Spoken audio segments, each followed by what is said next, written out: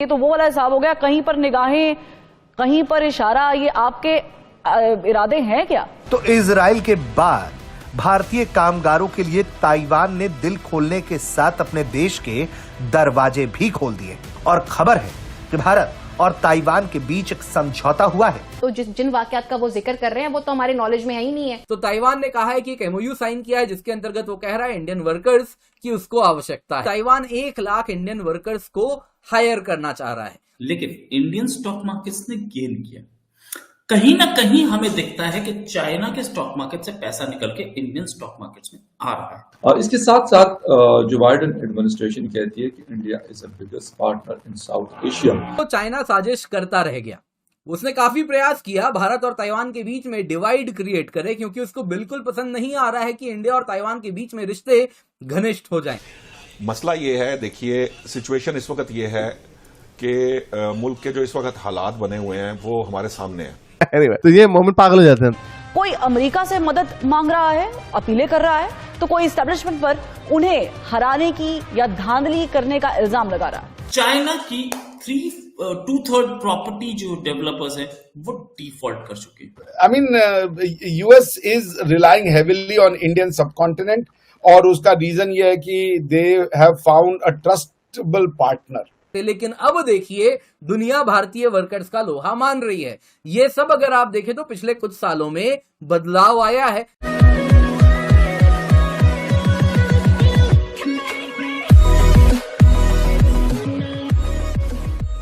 नमस्कार दोस्तों, पिछले दिनों हमने एक न्यूज सुनी थी कि भाई इजराइल के अंदर जो पैलेस्टीनी काम करते थे उसके बाद ये हमास वाली सिचुएशन हो गई कि भाई आखिरकार ये हमास ने अटैक कर दिया, तो फिर पैलेस्टाइन के लोगों को इजराइल ने भगा दिया कि भाई अब आपको यहाँ पर कोई काम नहीं मिलेगा। तो उसके बाद यहाँ पर इंडिया से उन्होंने यहाँ पर वो कहते हैं ना कि वैकेंसीज जो फिल करनी थी वो इंडिया से लेकर गए।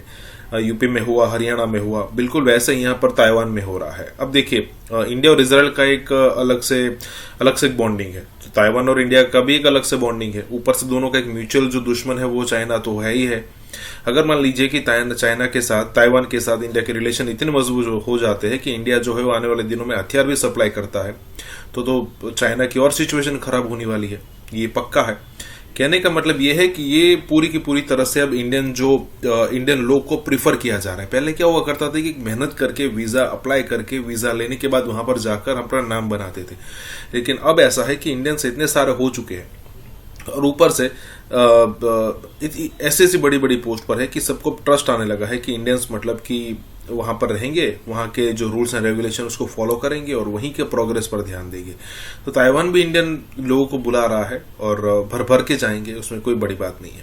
इसी के साथ ही वीडियो शुरू करते हैं। और हाँ दोस्तों, एक और रिक्वेस्ट है आपसे कि कृपया करके हमें सुपर थैंक्स के माध्यम से मदद करना ना भूलें। यही कहा जाता था कि हमारे वर्कर्स अनस्किल्ड हैं, ये काम नहीं कर सकते, लेकिन अब देखिए दुनिया भारतीय वर्कर्स का लोहा मान रही है। ये सब अगर आप देखें तो पिछले कुछ सालों में बदलाव आया है जो अब हमें दिख रहा है। तो इसी में अगर आप देखें तो ताइवान ने कहा है कि एक एमओयू साइन किया है जिसके अंतर्गत वो कह रहा है इंडियन वर्कर्स की उसको आवश्यकता है। और इसके साथ साथ जो बाइडेन एडमिनिस्ट्रेशन कहती है कि India is the biggest partner in south Asia India का, तो इस हवाले से क्योंकि ये चीजें तो लास्ट काफी सालों से हैं, लेकिन ये बात कहने की जरूरत क्यों पड़ी, इस पे आज हमने बात करनी है। डॉक्टर साहब थोड़ा सा शुरू करते हैं यूएस और इंडिया से। बिगेस्ट पार्टनर वो कहते हैं कि साउथ एशिया में है, इसमें कोई डाउट नहीं है कि लास्ट कुछ सालों में हमने बड़ी सारी चीजें देखी। I2U2 देखा, इसके अलावा जॉइंट एक्सरसाइजेस देखी, डिफेंस से रिलेटेड ऐसी चीजें जो नॉर्मली अमेरिका ट्रांसफर नहीं करता उसकी बात हुई। लेकिन ये बात कहने की वाकई उनको जरूरत है कि वो ये बताएं कि हम बड़े इंपॉर्टेंट पार्टनर है। अभी कुछ दिन पहले मैंने केरी को सुन रहा था, उनकी स्टेटमेंट पढ़ रहा था कि इंडिया आज भी रशिया के ज्यादा करीब है, ज्यादा ट्रस्ट करता है instead of US. Instead of what? US.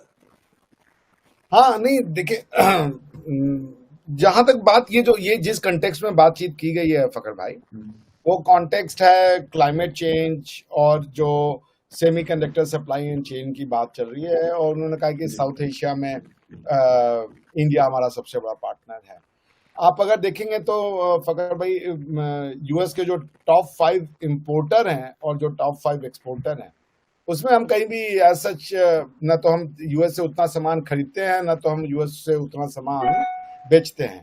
तो टॉप 4 आपके जो टॉप 5, अगर आप यूएस को जो लोग सामान खरीदते हैं, जो उसमें से आप देखेंगे 2.1 ट्रिलियन डॉलर का सामान उन्होंने 2.1 ट्रिलियन डॉलर का सामान उनसे खरीदा गया, ट्रिलियन डॉलर का, ठीक है। और वो जो उसमें से मेजर थे वो थे कनाडा, जिसने करीब 356 बिलियन डॉलर का सामान उनसे खरीदा। मेक्सिको ने 324 बिलियन का सामान खरीदा डॉलर का। चाइना 150 बिलियन डॉलर का। जापान 80.2 बिलियन डॉलर का। यूनाइटेड किंगडम 76.2 बिलियन डॉलर का। यूएस से यूरोपियन यूनियन ने टोटल 350.8 बिलियन डॉलर का वो सामान खरीदा गया। यूएस का जो इंपोर्ट था वो अराउंड वो टोटल 3.2 ट्रिलियन डॉलर का था। यानी यूएस में भी एक्सपोर्ट्स से जो उनका एक्सपोर्ट है वो कम है और इंपोर्ट उनका ज्यादा है। यानी कि 2.1 ट्रिलियन डॉलर का वो सामान एक्सपोर्ट करते हैं और 3.2 ट्रिलियन डॉलर का सामान वो इंपोर्ट करते हैं।